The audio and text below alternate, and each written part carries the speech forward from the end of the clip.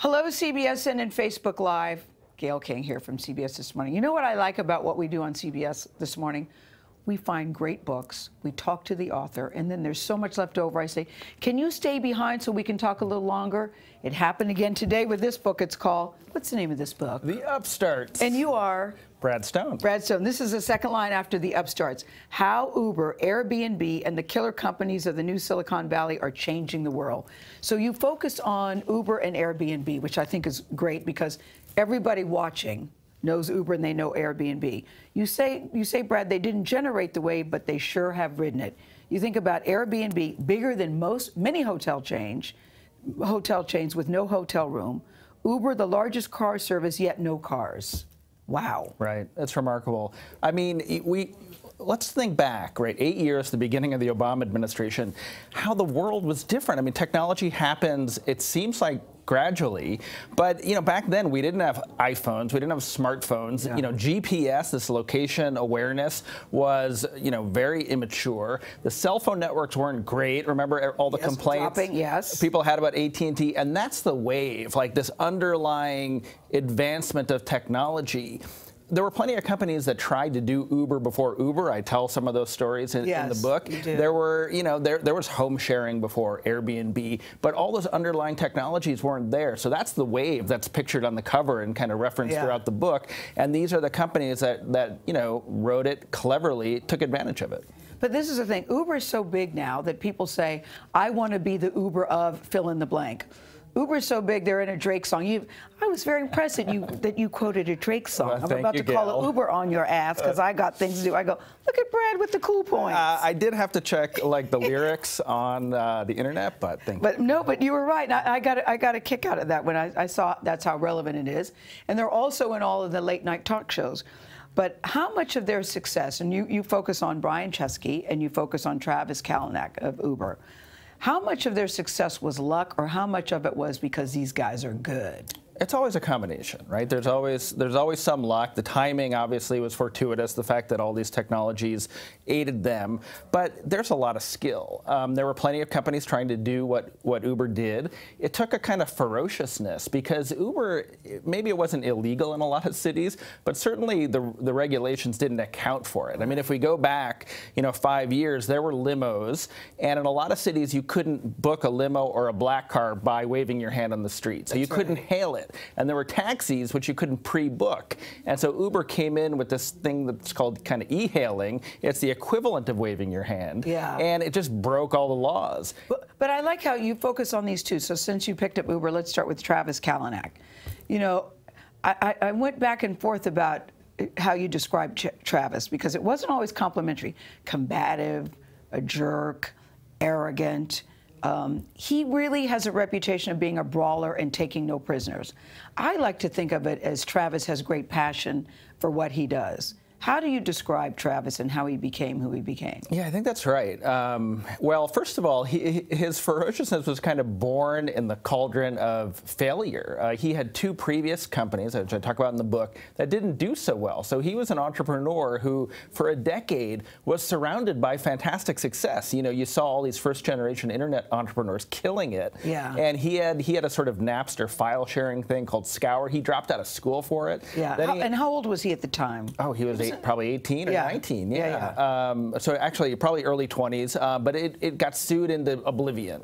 So he had a bad experience there. He started another company in the kind of enterprise workspace. That didn't do so well. So here's a guy with a chip on his shoulder, very smart, very rational, who is, one of his best friends really had the idea for Uber, a guy named Garrett Camp. Yes. And they're still friends. Yes. Yeah, and he embraces the idea and sees the opportunity. At first, it's not clear. It's funny how in all these situations, even the people in charge don't really see it for what it is. So Isn't that what happens with most internet things? That a crazy idea sounds crazy, and then all of a sudden you think it's not so crazy after all. I think we see it again and again. With these startups. But Travis, with his reputation as a brawler, he takes on New York, he takes on D.C., and he really is. he just refuses to take no for an answer once he saw the vision so clearly. Here's a good example of that, surge pricing. Yes. Right? The idea that in busy times the price will go up. People rebelled against that. It was horrifically unpopular because we don't expect taxis to cost more during rush hour. Yes. But he kind of stuck to the principle that you're never, taxis aren't available during rush hour. And his principle was if you raise the price, more drivers will come out. He got lambasted again and again. He still does. Yeah. But he believes that this is how you make cars available. He stuck to it. It's, I quote Jeff Bezos, the subject of my previous book on Amazon, as saying this is how you know Travis is a real entrepreneur, because he'll fight for what he thinks is right. So there are qualities there that are unflattering to the outside world, because I think we expect our billionaire tech geniuses to be somewhat modest, and he's not. No, he's but not, these things have kind of helped him, get past the sticky points in Uber's history. That's what I like about him, though. He makes no apologies for the success that he has. I mean, and now you coined a phrase in the book, Travis Law. Right. What is that? Okay, so this is the idea, and I won't be able to quote it exactly, that if you have a product that's superior to the alternative, to the status quo, and you show it to people, that in parts of the world with true democracies, where the politicians have to be responsive to the people will come out to support you. And so sounds like a good law, Brad. It does sound like a good law. So I make the argument that Uber and Airbnb were kind of litmus tests for democracy. And in cities where the politicians were responsible to the people, that there were some moderate limits, or that these things were basically legal. And in other cities and places like Europe where that's less true, or maybe the established interests, the taxis have more power, the politicians are less responsible, well, Uber hasn't, or Airbnb have been outlawed. Now let's go to Airbnb Brian Chesky, because when he had this idea, and I thought, who in the world would want to sleep in a stranger's house in their beds and pay for it? But he saw something. And listen, I used Airbnb myself for the first time over the Christmas holidays. Did you have a good experience? I really did. I had a really good, even when something went wrong, there was somebody there, like we lost power. Somebody was there immediately. It was a really good experience. And I'm sleeping in somebody's bed who I do not know, somebody's home in St. Bart's where I've never been.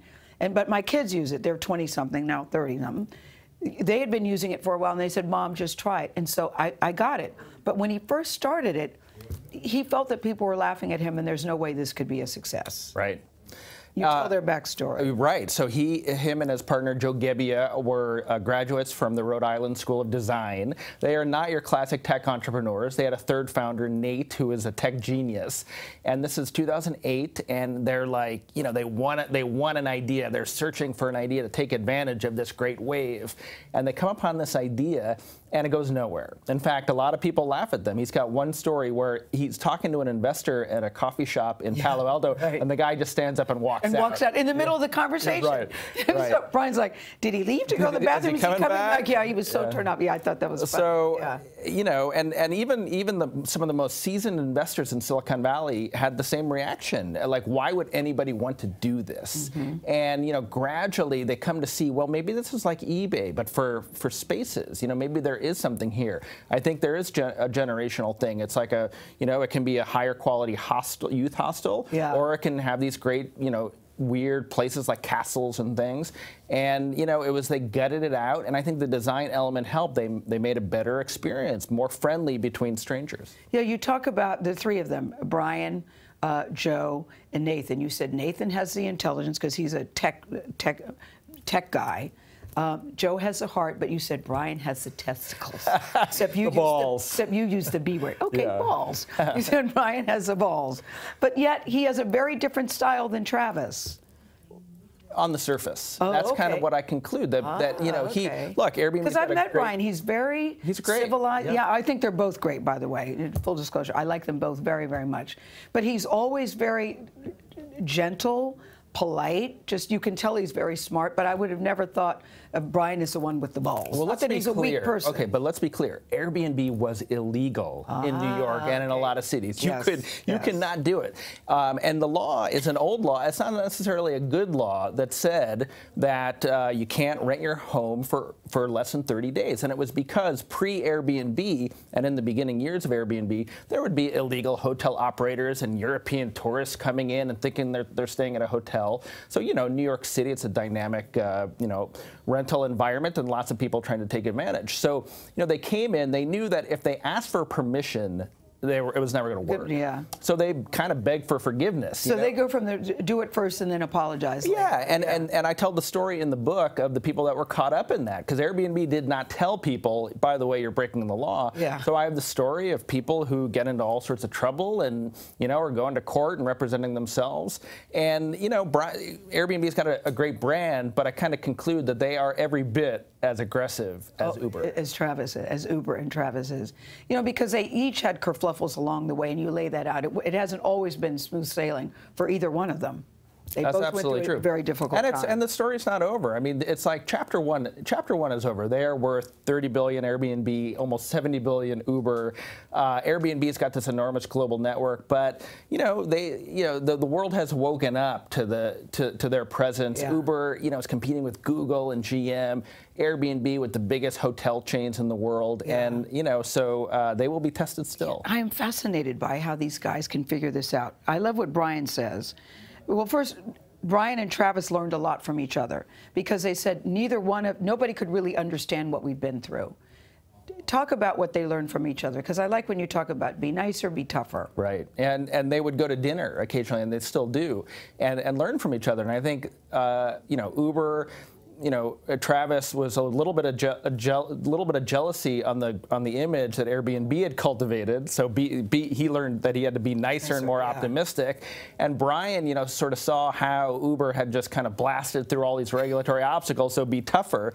At the same time, I also think there's a little bit of an element of rivalry there, because they're both big. They compete for capital and employees, executives, and as they get bigger, you know, you can see one day Airbnb trying to maybe set up your ride from the airport. Yes. You know, so that there could be points of competition. Well, I find that boys always play the game of whose is bigger. Do you find that, Brad? I think in Silicon Valley that may be particularly true. So Brian says this: when starting, either grow really fast so you're an institution, or be below the radar, which I thought is really good advice. And yet, I don't feel like Airbnb has really achieved that. He talks about— What do you mean, achieved what?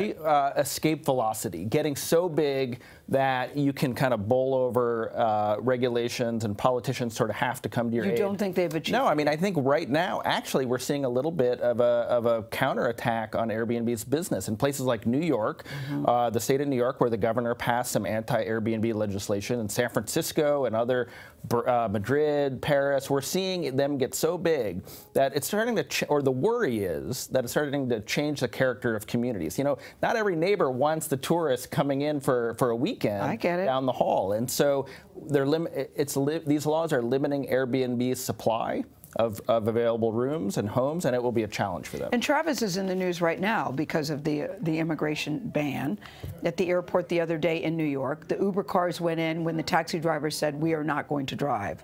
You know, they were shutting down the stop down, and Uber cars went in, and Travis is getting hammered. There was a big delete Uber campaign. Do you think that he should be criticized for that, or do you see it as good business? No, in one sense, you know, it says more about the relationship that people have with Uber, because I don't really think Uber did anything wrong.